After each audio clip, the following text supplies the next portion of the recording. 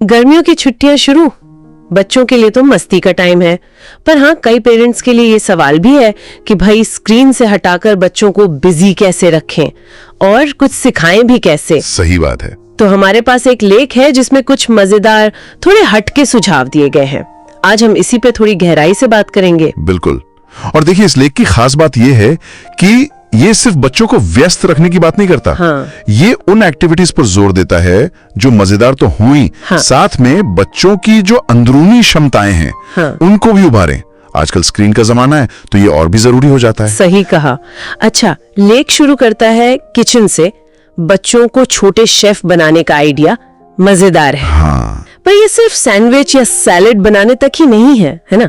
लेकिन इसे कॉन्फिडेंस बढ़ाने के अलावा एक और जरूरी चीज से जोड़ता है। जी, लेख का तर्क है कि जब बच्चे सिंपल इंस्ट्रक्शन फॉलो करके कुछ बनाते हैं ना, हाँ। जैसे फल काटना, मिलाना, हाँ। तो इससे उनमें जिम्मेदारी तो आती ही है, साथ में उनकी सीक्वेंसिंग की क्षमता, मतलब किसी काम को क्रम में करने की आदत, वो बेहतर होती है। लेख कहता है कि ये स्किल आगे स्कूल के काम में भी मदद करती है। अरे वाह, ये तो गहरा कनेक्शन है। मतलब सिर्फ मजा नहीं, स्किल भी। अच्छा, फिर बात आती है क्राफ्ट्स की। हाँ, क्राफ्ट्स। कागज, रंग, गोंद, ये सब तो ठीक है, पर लेख पुरानी बेकार चीजों को इस्तेमाल करने पर खास जोर देता है। उसका क्या कारण बताया? यहाँ ना लेख क्रिएटिविटी को प्रॉब्लम सॉल्विंग से जोड़ रहा है। अच्छा। हाँ, जब बच्चे पुरानी बोतल या डिब्बे से कुछ नया बनाते हैं तो असल में वो एक छोटी सी इंजीनियरिंग प्रॉब्लम ही तो सॉल्व कर रहे होते हैं। लेख इसके लिए एक शब्द इस्तेमाल करता है, संसाधनशीलता, मतलब रिसोर्सफुलनेस। कम चीजों में ज्यादा करना सीखना। कम चीजों में ज्यादा करना, हाँ। और ये पर्यावरण के लिए जागरूकता का पहला पार्ट भी है एक तरह से। ये तो कमाल की बात है। क्राफ्ट सिर्फ आर्ट नहीं, जुगाड़ और अवेयरनेस भी। अच्छा, आगे बढ़ते हैं किताबों की दुनिया पर। लेख में रीडिंग कॉर्नर बनाने का जिक्र है जी, पर क्या कोई खास तरीका भी बताया है जिससे पढ़ना और रोमांचक बन जाए? हाँ, एक बहुत मजेदार आइडिया है रीडिंग पासपोर्ट का। रीडिंग पासपोर्ट, ये क्या है? मतलब बच्चे हर किताब पढ़ने के बाद अपना एक छोटे से पासपोर्ट में स्टैंप या स्टिकर लगाते हैं, जैसे वो उस कहानी की दुनिया की यात्रा करके आए हों। वाह। और लेख ये भी बताता है, एक छोटी स्टडी का हवाला देते हुए, कि कैसे कहानियों में खोने से बच्चों में समानुभूति, मतलब दूसरों की फीलिंग समझने की क्षमता बढ़ती है। रीडिंग पासपोर्ट, यह तो सच में बढ़िया आइडिया है। अच्छा, अब आते हैं बागवानी, मतलब गार्डनिंग पर। पौधे लगाना, पानी देना, ये तो ठीक है, प्रकृति से जुड़ाव होता है। लेकिन लेख इसे किसी और स्किल से भी जोड़ता है क्या? हाँ, लेख कहता है कि बीज से पौधे को धीरे धीरे बढ़ते देखने के लिए जो धैर्य चाहिए ना, हाँ, धैर्य तो चाहिए। वो धैर्य बच्चों के फोकस करने की क्षमता पर, मतलब कंसंट्रेशन पर पॉजिटिव असर डाल सकता है।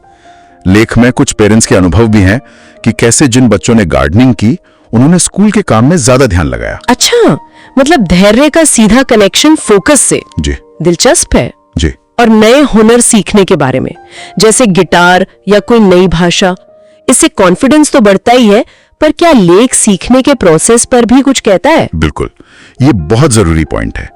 लेख जोर देता है कि असली कॉन्फिडेंस सिर्फ कुछ सीख लेने से नहीं आता। अच्छा, तो फिर? वो आता है सीखने की पूरी प्रक्रिया से, मतलब गलतियां करना, थोड़ा निराश होना, फिर कोशिश करना और फिर सफल होना। हाँ, ये तो होता ही है। तो लेख कहता है कि पेरेंट्स को इस प्रोसेस की तारीफ करनी चाहिए, सिर्फ रिजल्ट की नहीं।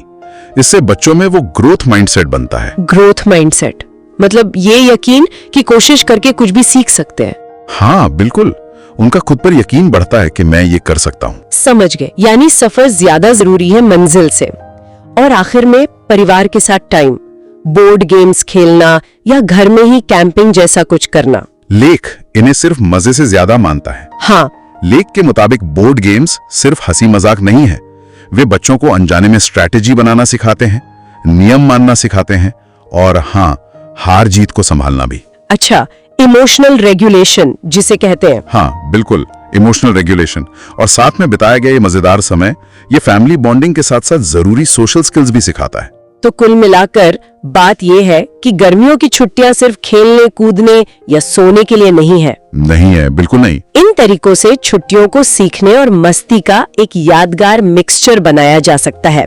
ये एक्टिविटी सिर्फ टाइम पास नहीं, बल्कि बच्चों के दिमाग, उनकी भावनाओं और सोशल स्किल्स के विकास के छोटे छोटे मौके हैं। एकदम सही कहा।